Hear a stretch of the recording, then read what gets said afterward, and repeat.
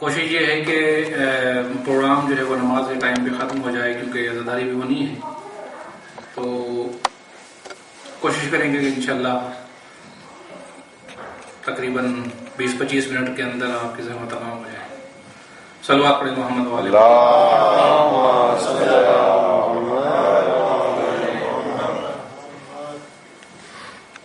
حضرت امام جعفر صادق علیہ السلام کے آپ کی شہادت کے سلسلے میں اس مجلس کا انعقاد ہے، اور مختصر ٹائم کے اندر امام جعفر صادق علیہ السلام کے حوالے سے چند عرائض پیش کرنا چاہتا ہوں، جتنی مدت اور فرصت اجازت دے گی. ایک مختصر اور بریف انٹروڈکشن امام جعفر صادق علیہ السلام کا بچوں کے لیے اور ہمارے نوجوانوں کے لیے عرض کروں، تاکہ مختصر ٹائم میں ایک نقشہ امام کی زندگی کے حوالے سے آپ کے ذہنوں میں آ سکے. امام کا نام جو ہے وہ امام کا نام جعفر تھا، اصلی امام کا نام جعفر تھا، اور آپ کے والد کا نام مشہور معروف ہے امام محمد باقر علیہ السلام، آپ کے والد گرامی تھے، اور آپ کی والدہ کا نام ام فروا بنت قاسم بن محمد بن ابی بکر. محمد بن ابی بکر مشہور و معروف صحابی امیر المومنین کے، جو ابو بکر کے فرزند تھے، لیکن امیر المومنین نے ان کی تربیت فرمائی تھی، اور ان کی تربیت کی وجہ سے وہ مولا کے ساتھ رہے. ان کی بھی بیٹی تھی، ان کے مولا فرزند ہیں. آپ کی ولادت 17 ربیع الاول کو ہوئی، اور جس دن رسول خدا صلی اللہ علیہ وسلم کی ولادت ہوئی اسی دن آپ کی ولادت ہے. آپ کی حلیہ مبارک کے حوالے سے تاریخ میں ملتا ہے کہ آپ کی جو شکل و صورت تھی، آپ کے جو فیچرز تھے، وہ یہ تھے کہ آپ کا قد مناسب ایک درمیانہ قد تھا، اور آپ کا چہرہ نورانی سفید رنگ کا تھا، اور آپ کی آنکھیں چمکتی ہوئی بڑی آنکھیں تھیں، اور آپ کے بال جو تھے وہ سیاہ بال تھے، اور آپ کی ناک اونچی ناک تھی، پیشانی کھلی ہوئی تھی، اور رخسار پر ایک تل تھا جو مولا کے رخسار پر نظر آتا تھا. آپ کی مشہور و معروف کنیت ابو عبداللہ، ابو اسماعیل، ابو موسیٰ. ابو عبداللہ زیادہ مولا کی مشہور کنیت ہے، کہ زیادہ مشہور ہے. اس کے علاوہ ابو اسماعیل بھی مولا کی کنیت ہے، اور ابو موسیٰ بھی مولا کی کنیت میں سے ہے. آپ کے القاب بہت زیادہ ہیں، ان میں سے زیادہ مشہور جو ہیں وہ صادق، فاضل، طاہر، قائم، کافل، منجی اور صابر. یہ چند القاب مولا کے مشہور معروف ہیں. سب سے زیادہ مشہور لقب مولا کا صادق ہے، جس کی وجہ سے امام کو جعفر صادق کہا جاتا ہے. صلوات پڑھیں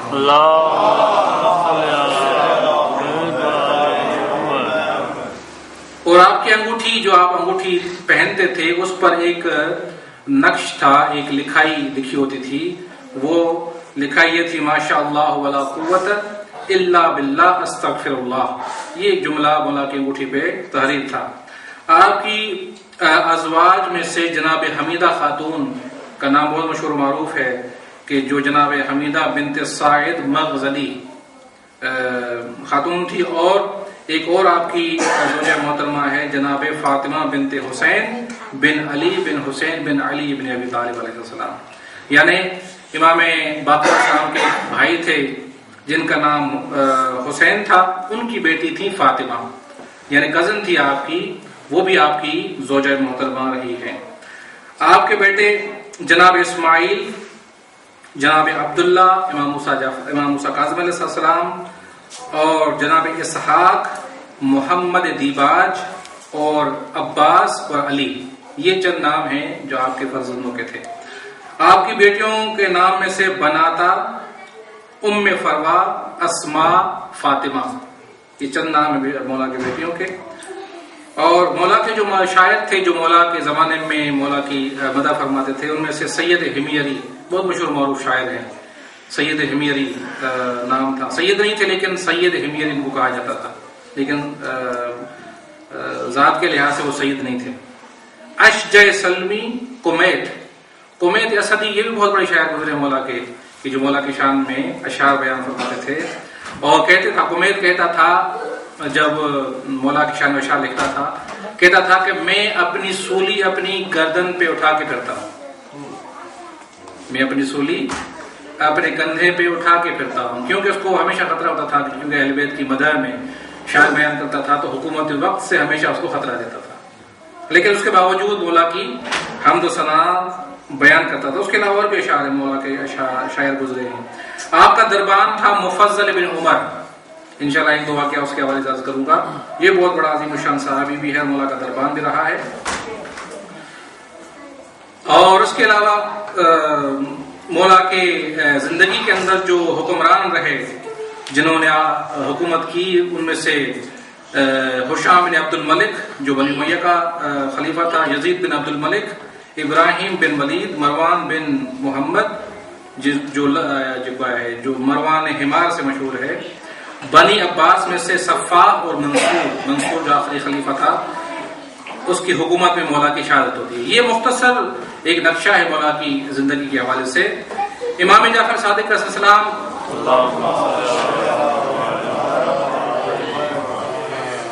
اپنے آبا و اجداد کی طرح، جس طرح سے تمام آبا و اجداد آپ کے تھے، عبادت میں اور بندگی پروردگار عالم میں مشہور معروف تھے، اس طرح سے امام جعفر صادق علیہ السلام بھی اپنے زمانے میں عبادت پروردگار میں سب سے زیادہ نمایاں اور صاحب امتیاز شخصیت تھے۔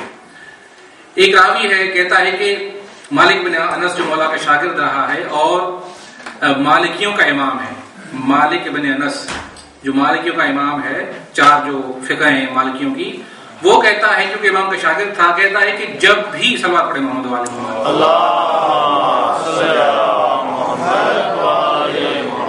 جب بھی میں نے امام جعفر صادق علیہ السلام سے ملاقات کی، تین حالتوں سے خالی نہیں دیکھا۔ جب بھی امام سے ملاقات کی، تین حالتوں میں ہمیشہ ان کو دیکھا، یا نماز پڑھتے ہوئے دیکھا، یا روزے کی حالت میں دیکھا، یا قرآن کی تلاوت کرتے ہوئے دیکھا۔ یعنی یہ وہ شخص ہے کہ جو شاگرد ہے امام کا، شاگرد کا تعلق استاد کے ساتھ گھنٹے کا، آدھے گھنٹے کا، 2 گھنٹے کا نہیں ہوتا، مسلسل رابطہ، ایک ہی شہر میں رہنے والے، مدینے میں رہنے والے، اس کا یہ جملہ علامت ہے اور دلالت کرتا ہے کہ مولا کتنی عبادت کرتے تھے۔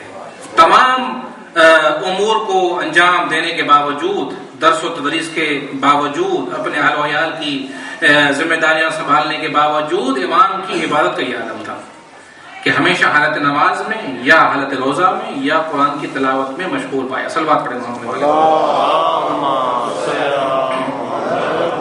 ایک راوی ہے منصور سیقل، امام کے سجدے کی بات بیان کر رہا ہے کہ مولا کتنے طولانی سجدے کرتے تھے۔ کہتا ہے کہ ایک مرتبہ مولا کی خدمت میں گیا ان سے ملاقات کے لیے، دیکھا کہ مولا سجدے کی حالت میں ہیں۔ اب جب وہ گئے ہیں سجدے کی حالت میں، مولا کو دیکھا ہے، نہیں معلوم اس سے پہلے مولا کب سے انہوں نے سجدہ شروع کیا تھا، اس کا کوئی پتہ نہیں، لیکن کہتا ہے کہ جب میں مولا کی بارگاہ میں پہنچا ان کی ملاقات کے لیے، مولا کو حالت سجدے میں دیکھا، اور حالت میں سجدے میں جب دیکھا میں بیٹھ گیا، انتظار کرنے لگا، اور جب میں نے دیکھا کہ مولا سجدے میں ہے تو میں بھی تھوڑا سا ذکر کروں، تو میں نے بھی تسبیح شروع کی، پروردگار عالم کی استغفار اور تسبیح پڑھنا شروع کر دی۔ کہتا ہے کہ میں نے 360 دفعہ سے زیادہ تسبیح پڑھی، لیکن پھر بھی امام حالت سجدہ میں تھے۔ یعنی سے اندازہ لگائیں کہ طولانی سجدہ امام کا کتنا تھا، آغاز نہیں معلوم کب کیا تھا، لیکن اس کا یہ اپنا انداز ہے کہ اتنی مدت تک امام سجدے کی حالت میں رہے۔ اور روایات میں ملتا ہے کہ جب انسان سجدے کی حالت میں ہوتا ہے، سب سے زیادہ اپنے پروردگار کے قریب ہوتا ہے، اور یہی حالت سجدہ شیطان کو سب سے زیادہ ناپسند ہے۔ حدیث میں ہے کہ جو انسان سجدہ کرتا ہے زمین پر، شیطان کی ناک رگڑی جاتی ہے، اس کی ناک رگڑ جاتی ہے، اس کو ناپسند ہے۔ لہذا ائمہ نے فرمایا ہے کہ جتنا زیادہ طولانی سجدہ انسان کے لیے ممکن ہے، وہ انسان سجدہ کرے۔ 5 منٹ، ہم تو 10 سیکنڈ یا 15 سیکنڈ کا سجدہ کرتے ہیں نماز کا، اور نماز کے بعد تو ہم سجدہ ہی نہیں کرتے، حالانکہ مستحب سجدے کتنے ہیں، سجدہ شکر کتنا جو ہے وہ امپورٹنٹ ہے۔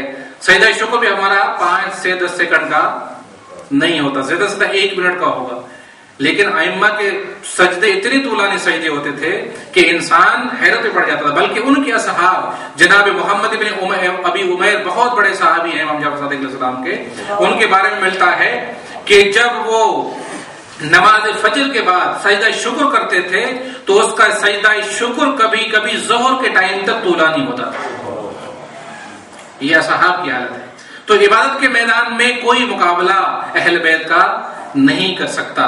اور اتنی زیادہ اللہ کی عبادت فرماتے. صلوات پڑھیں محمد والے اللہم صلی علی محمد وآل محمد. اور ائمہ کی سیرت بھی ہمارے لیے نمونہ عمل ہے. تمام ائمہ کی سیرت، کیونکہ امام جعفر صادق السلام کی ذکر کر رہے ہیں تو ان کی سیرت کے حوالے سے ایک نقطہ عرض کروں. مشہور معروف واقعہ ہے مولا کا.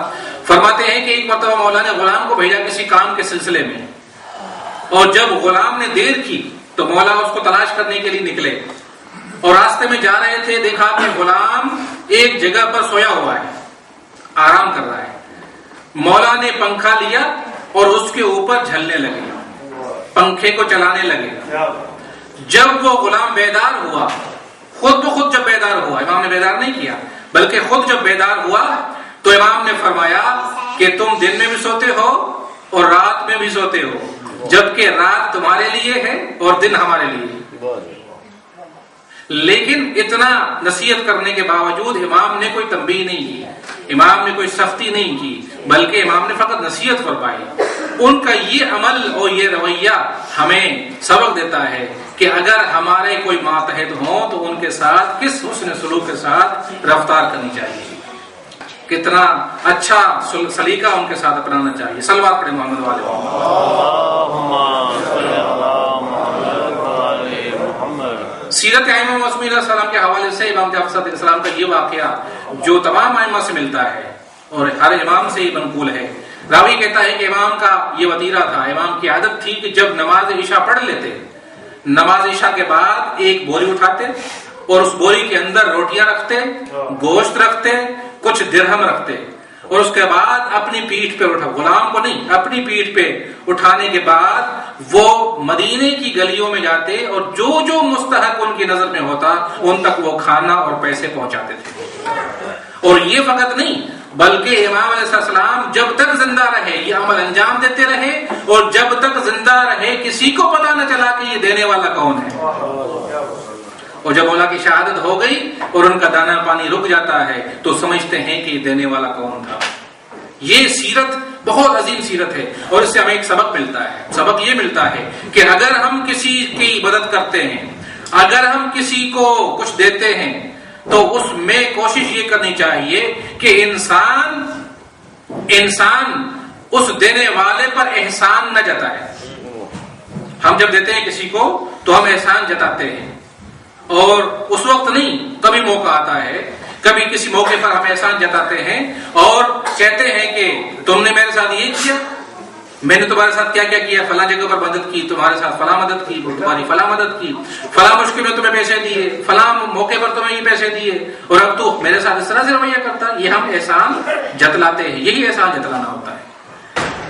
احسان حقیقت میں وہ ہے کہ جو کرنے کے بعد انسان فراموش کر دے، بلکہ یہ ایک پہلی منزل ہے کہ جس میں ہم پہلی منزل پر بھی نہیں ہیں. امام کس منزل پر ہیں؟ امام اس منزل پر ہیں کہ دینے والے کو دیتے ہیں لیکن اس کو نہیں پتا ہوتا کہ دینے والا کون ہے. اور یہاں پر بھی ہمارے اس شہر کے اندر بھی ایسے افراد موجود ہیں، کم ہیں لیکن موجود ہیں، کہ جو اس سیرت پر عمل کرتے ہیں. مجھے یاد ہے کہ ایک مرتبہ جب ہم کلیکشن کر رہے تھے فیونرل کی، جب یہ بلڈنگ بن رہی تھی، اس وقت ہم بعض مومنین جو تعاون کرتے تھے ان کے لیے دعا بھی کرتے تھے، ان کا نام بھی آتا تھا لسٹ پہ، لیکن بعض مومنین ایسے بھی تھے جنہوں نے پیسے دیے لیکن آج تک کسی کو نہیں پتا کہ وہ دینے والے کون تھے. مجھے بھی نہیں پتا. ایک مرتبہ میرے گھر کے اندر انویلوپ کے اندر 500 پاؤنڈ ڈال کے چلے گئے، اس پر کچھ نہیں لکھا ہوا تھا، لیٹر باکس میں انہوں نے پھینکا اور اس پہ فقط یہ لکھ دیا کہ یہ فیونرل کے لیے ہے، باقی نہیں پتا کہ یہ ڈالنے والے کون تھے، دینے والے کون تھے. یہ وہی سیرت ہے جو اہل بیت علیہ السلام کی سیرت ہے. صلوات پڑھیں.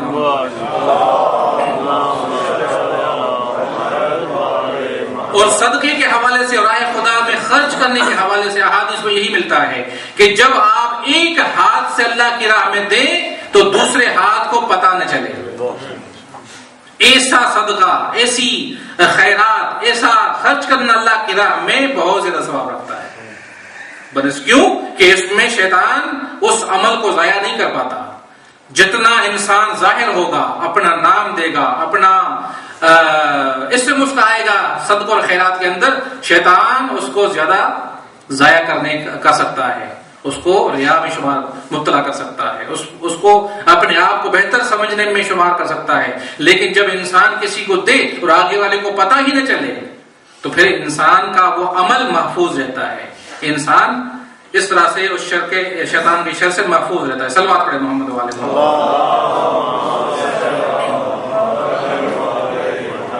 سیرت ائمہ میں ہر مقام پر ہمارے لیے نمونۂ عمل ہے. تمام ائمہ کی سیرت میں امام جعفر صادق علیہ السلام کا ایک واقعہ، مولا کے جیسے میں نے عرض کیا دربان تھے مفضل ابن عمر، کہتے ہیں کہ ایک مرتبہ دیکھا میں نے دو شیعہ لڑ رہے ہیں آپس میں، یہ پہلے بھی میں نے ذکر کیا تھا، دو شیعہ لڑ رہے ہیں آپس میں. دیکھا کہ لڑائی اس وجہ سے ہے کہ وہ ایک دوسرے سے کچھ قرض رکھتے ہیں، کسی قرض کے اوپر لڑائی ہو رہی تھی، ایک قرض باندھ رہا تھا دوسرا نہیں دے رہا تھا، یا مان نہیں رہا تھا، یا کہہ رہا تھا کہ بعد میں تو نگاہ نہیں معلوم، بہرحال لڑ رہے تھے آپس میں. مفضل نے جب یہ دیکھا تو ان کے پاس گئے اور کہا کہ آؤ میرے گھر کے قریب چلتے ہیں. ان کو لے کر گئے گھر میں اور 400 دینار نکالے اور اس شخص کو دیے جو قرض مانگ رہا تھا دوسرے فرد سے. جب دے دیا تو اس نے پوچھا کہ یہ اپنا مال تو کیوں دے رہا ہے ہمیں، پیسہ کیوں دے رہا ہے ہمیں؟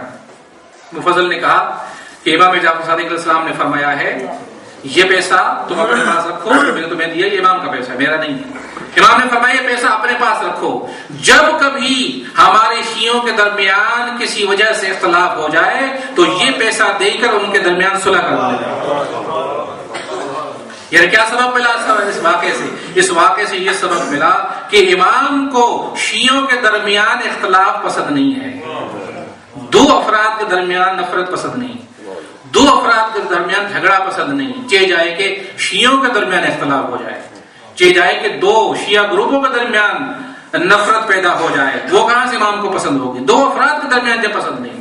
تو امام نے فرمایا کہ میرا مال خرچ کرو اور ان کے درمیان صلح کروا لو تاکہ آپس میں صلح ہو جائے. صلوات پڑھیں محمد والے.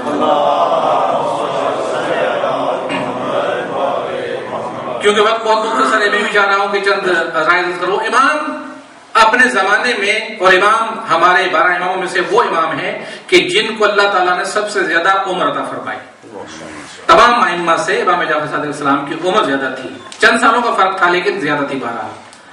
بعض روایتوں کے مطابق 65 اور بعض روایتوں کے مطابق 68 ایئرز امام کی عمر رہی ہے، تھوڑا فرق ہے لیکن بہرحال ائمہ سے زیادہ عمر رکھنے والے ہیں. اور اس کے علاوہ امام کو جو موقع ملا ہے علم پھیلانے کا وہ کسی اور امام کو نہیں ملا.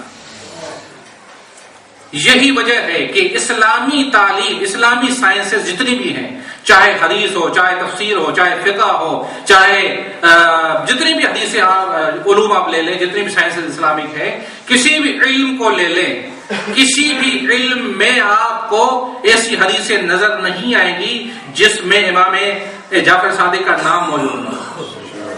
یہ تقریباً ہر حدیث کے اندر امام جعفر صادق علیہ السلام کا نام اور ان کی حدیث اور روایت آپ کو نظر آئے گی. یہ علامت ہے کہ امام نے آل محمد کے علم کو بہت زیادہ منتشر کیا ہے، بہت زیادہ پھیلایا ہے. اور یہی وجہ ہے کیونکہ ہر علم میں امام کا نام آتا ہے، لہذا ہمارے مذہب کی پہچان بھی امام جعفر صادق علیہ السلام کے ذریعے سے. ہمارے فقہ کو، ہمارے مذہب کو جعفری مذہب کہا جاتا ہے، جعفری فقہ کہا جاتا ہے، اس لیے کہ آپ کا علم ہر فیلڈ میں موجود ہے، آپ کی حدیثیں ہر فیلڈ کے اندر موجود ہے. اور روایتوں کے مطابق اور تاریخ میں ملتا ہے کہ امام جعفر صادق علیہ السلام کے زمانے کے اندر آپ کے 4000 شاگرد تھے، 4000 اسٹوڈنٹس امام کے شاگرد تھے. اور یہ فقط وہ شاگرد نہیں تھے جو علم دین میں آپ کے شاگرد تھے، یا وہ یہ نہیں تھے کہ جو آپ کے شیعہ تھے یا آپ کے ماننے والے تھے. امام سے شیعہ بھی علم لیتے تھے، سنی بھی علم لیتے تھے، تمام مسلمان بھی علم لیتے تھے، حتیٰ کہ دوسرے دین کے ماننے والے بھی آ کر امام سے بحث و مباحثہ کر کے علم حاصل کرتے تھے. اور ایک راوی کہتا ہے کہ ایک مرتبہ میں امام مدینے کی مسجد میں داخل ہوا اور وہاں پہ دیکھا کہ 900 علماء بیٹھے ہوئے ہیں اور سب یہ کہہ رہے ہیں حدثنی جعفر الصادق علیہ السلام، حدثنی جعفر الصادق علیہ السلام. یہ سارے 900 علماء کہہ رہے ہیں کہ ہم سے امام جعفر صادق علیہ السلام نے حدیث بیان کی. وہ بھی کہتا ہے کہ مجھ سے امام جعفر صادق علیہ السلام نے حدیث بیان کی. وہ بھی کہتا ہے کہ مجھ سے امام جعفر صادق علیہ السلام نے حدیث بیان کی. یعنی 900 افراد کہہ رہے ہیں کہ امام نے ہم سے حدیث بیان کی. یعنی گویا کہنا چاہتا ہے کہ 900 افراد وہ تھے جو امام کے شاگرد تھے، اور پتہ نہیں ان کے سامنے کتنے افراد بیٹھے تھے جو علم حاصل کر رہے تھے. یہ علم کی گسترش، علم کا پھیلانا امام جعفر صادق علیہ السلام کے زمانے میں تھا. اور امام جعفر صادق علیہ السلام نے اپنے زمانے میں جیسے میں نے عرض کیا کہ دینی علم فقط نہیں پڑھایا، بلکہ اور بھی علوم جو دنیاوی علوم تھے ان کی بھی تعلیم دی. بلکہ میں یہ کہوں کہ ایسے علموں کو ایجاد فرمایا جو اس سے پہلے کوئی نہیں جانتا تھا. اس سے پہلے کوئی نہیں جانتا تھا. امام نے ان کو جو ہے وہ ظاہر کیا ہے، امام نے ان علموں کو کریٹ کیا ہے. بہت سے علم ہیں جو امام نے پڑھائے ہیں، اور بہت سے علوم میں امام علیہ السلام نے ایسے نظریات دیے ہیں کہ جو پہلے کسی نے نہیں دیے، بلکہ بعد میں ہزاروں سال کے بعد ان چیزوں کو سمجھا گیا، ان چیزوں کو کشف کیا گیا، ڈسکور کیا گیا. آپ کی کتاب، آپ کی لائبریری کے اندر ایک کتاب ہے سپر مین آف اسلام، دیکھی ہوگی بعض نے. سپر مین آف اسلام میں تمام بڑے بڑے سائنٹسٹ اور اسکالرز بیٹھے ہیں. انہوں نے امام جعفر صادق علیہ السلام کے ان نظریات پر اپنے زمانے کے علم کے لحاظ سے بحث اور مباحثہ کیا ہے، اور ثابت کیا ہے کہ یہ چیزیں امام نے اس زمانے میں ارشاد فرمائی کہ جو ایسا زمانہ تھا جس زمانے میں کسی کے وہم و گمان میں کوئی ایسی چیزیں نہیں تھی، لیکن امام نے اس زمانے میں ایسے نقطے اور ایسے اسرار واضح فرمائے کہ جو 1000 سال 1200 سال کے بعد ان چیزوں کا علم ہمیں ابھی مل رہا ہے. بلکہ بہت سی ایسی چیزیں ہیں کہ جو ابھی بھی سمجھ میں نہیں آئی، انشاءاللہ فیوچر میں سمجھ میں آئیں گی. اور یہ حالت ہے امام کے علم کی. اور ایک علم جو امام کا علم تھا، جو امام نے جابر بن حیان جو مولا کا صحابی تھا اس کو تعلیم فرمایا. کون سا علم تھا؟ علم کیمیا، جس کو آپ کیمسٹری کہتے ہیں، یا انگلش میں الکیمی بھی کہتے ہیں. الکیمی علم کیمیا کا علم ہے کہ جو امام علیہ السلام نے جابر بن حیان کو تعلیم فرمایا. اس زمانے کے اندر یہ علم موجود نہیں تھا، بلکہ اس سے پہلے بھی نہیں تھا. یہ نیا علم تھا جو امام نے تعریف فرمایا. اور جابر بن حیان نے اس علم کے سلسلے میں 4000 آرٹیکلز لکھے تھے.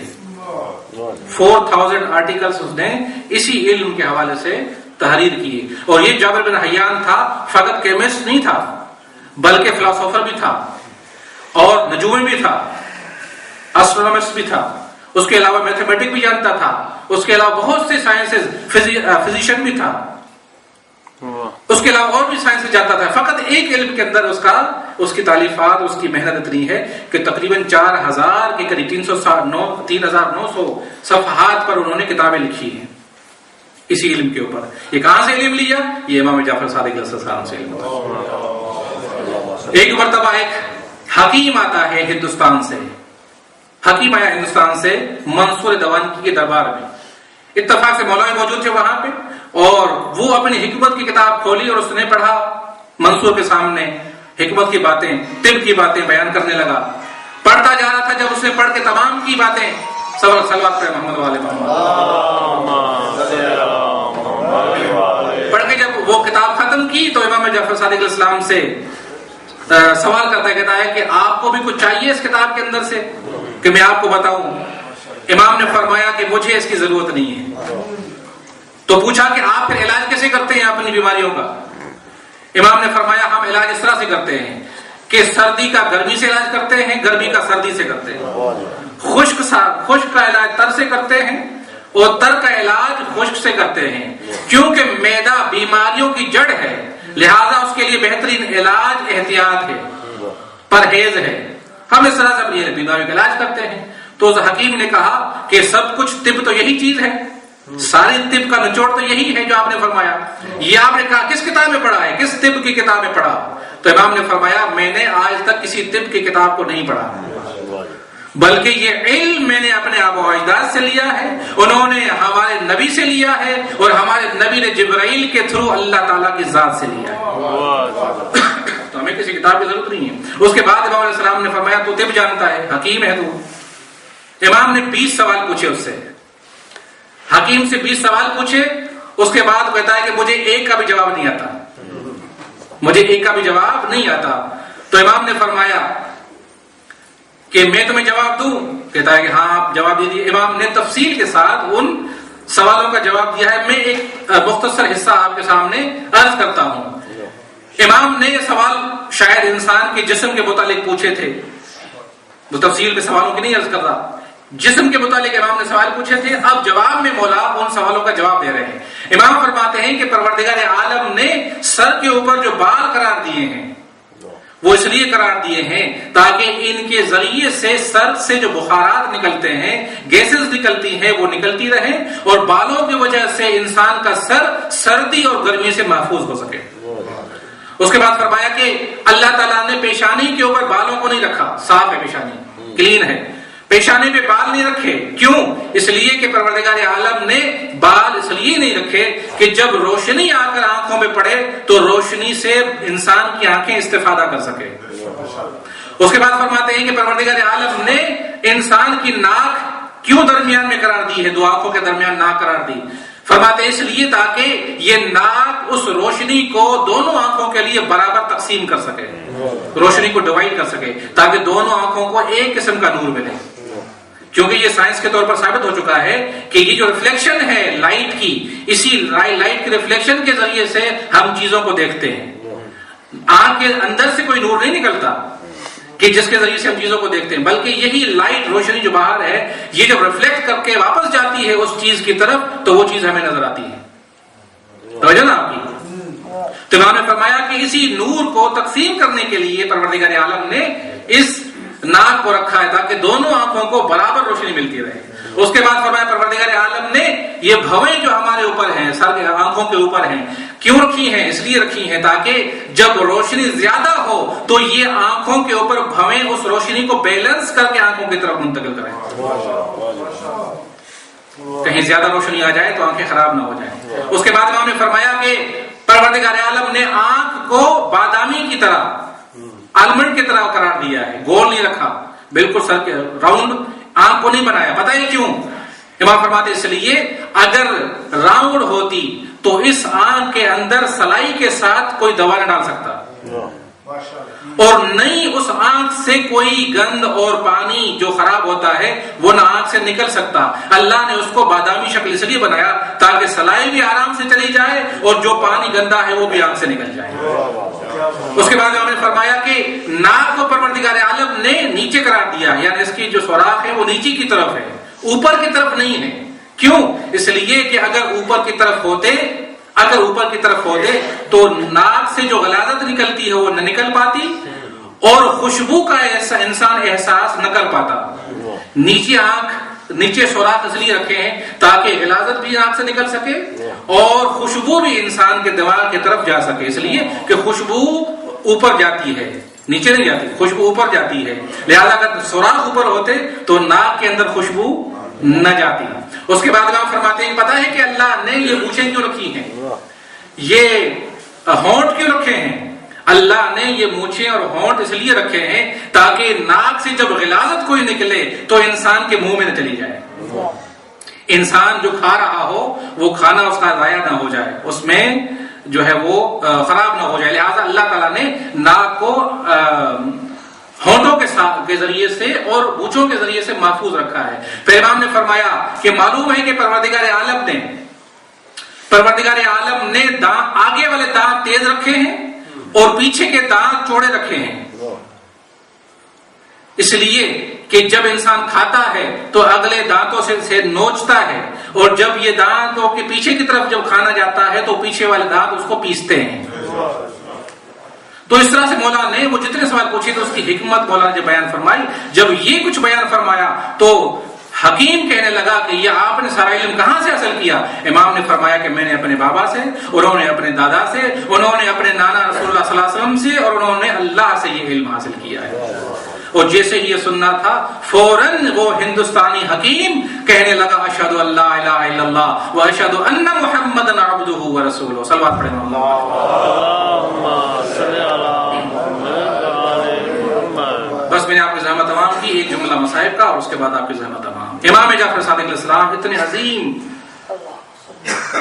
انسان اور اتنے عظیم شخصیت کہ جن کے نام سے سارے مذہب قائم ہیں، تمام مذہبوں کا جو وجود ہے امام کے ذریعے سے ہے، کہ جتنے بھی اسلامی مذاہب ہیں، اتنے قابل احترام، اتنے جید شخصیت کہ جن کا احترام سارے مسلمان کرتے ہیں، سب ان کو صادق سمجھتے ہیں، لیکن منصور دوانکی نے امام جعفر صادق علیہ السلام کے ساتھ وہ رویہ اختیار کیا کہ جو ایک نامناسب رویہ تھا۔ ایک مرتبہ مولا کو اپنے دربار میں بلانے کے لیے سپاہیوں کو بھیجا، مولا کے گھر میں آدھی رات میں وہ آتے ہیں اور مولا کو ننگے پاؤں اور ننگے سر مولا کو منصور کے دربار میں لے جاتے ہیں، اور منصور کے سامنے جب پہنچے تو امام کو قتل کرنا چاہا، جیسے ہی تلوار کو نکالا جناب رسول خدا صلی اللہ علیہ وسلم اس کے چہرے کے سامنے آ جاتے ہیں اور وہ اپنی تلوار کو رکھ دیتا ہے۔ 3 مرتبہ اس طرح سے عمل کیا اور جناب رسول خدا صلی اللہ علیہ وسلم ان کے سامنے تشریف لاتے ہیں اور ان کو منع کرتے ہیں اس کام سے۔ آخر اس ملعون نے امام کو انگوروں کے ذریعے سے زہر دلا کر شہید کیا اور مولا کی شہادت انگوروں کے ذریعے سے ہو جاتی ہے۔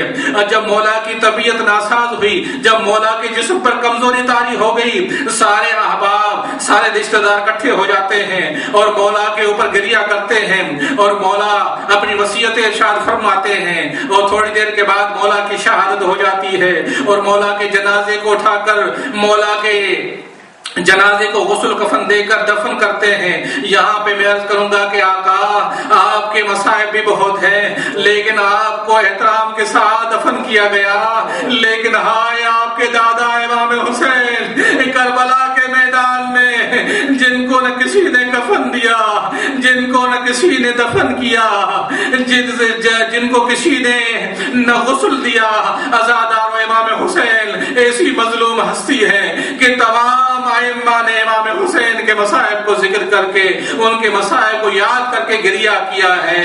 الا لعنۃ اللہ القوم الظالمین، سيعلم الذين ظلموا ايهم منقلب ينقلبون۔ ماتم حسین۔